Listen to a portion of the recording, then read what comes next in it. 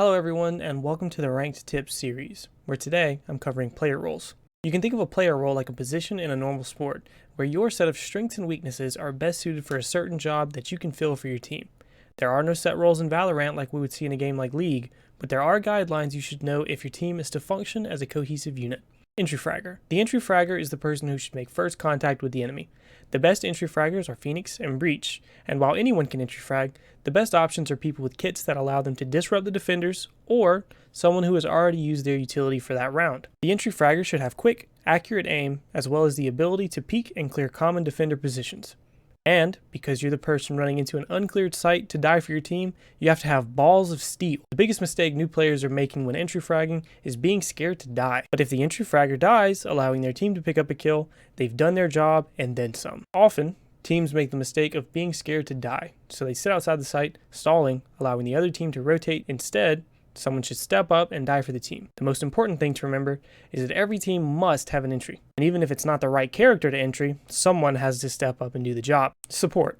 The support, or the second man, has a very simple job. Support the entry fragger. You and your entry fragger should be attached to the hip, ready to trade kills as soon as the entry finds an engagement. Breach, Raze, and Jet all have kits that allow them to support extremely well due to their disruption, kill pressure, and mobility. But more important than who is supporting is that someone is supporting, because the entry and support are useless without each other. Utility or control. The utility or control character is the person who splits up and controls the site, making the entry fragger and the support's life much easier. The best options here are Viper and Brimstone, with Omen being a good option as well. If you're filling the control role, it's your job to know what the trouble angles and holds are for each site, and know how to use your utility to flush out or block vision from those angles. In-game leader. The in-game leader is the brains of the operation, and while they can fill any of the other roles on the team as well, they are the designated strat caller, because the team needs to move as a cohesive unit, requiring them to have one voice to listen to. While everyone on your team should be communicating and calling, allow the in-game leader to call out when to buy,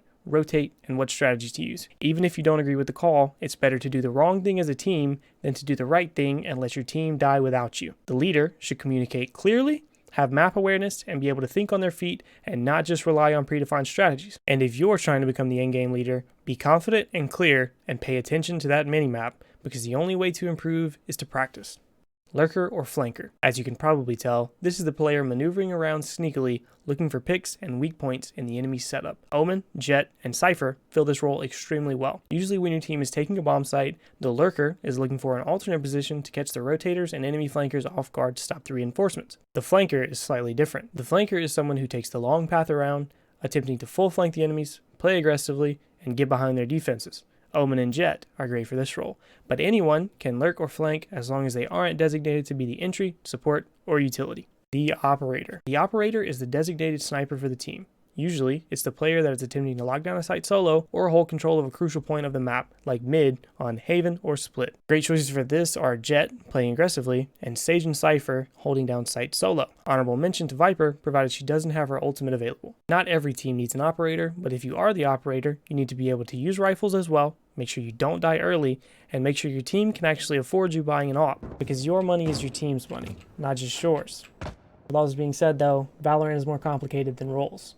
Every game is different, and these are just guidelines to help you do your job as best as possible for your team. I hope you enjoyed the video though. Make sure to leave a like and a subscription for more of these daily uploads. My Twitch is in the description if you wanted to check me out or you had any questions at all. But as always, thanks for stopping by. Have a good day, and peace. And I've been chillin', watching the ocean with you. Baby, up with a slow motion crew. And we up in our cloudlands when people change, but not us. And we just chillin', kicking it, kissed by the sun.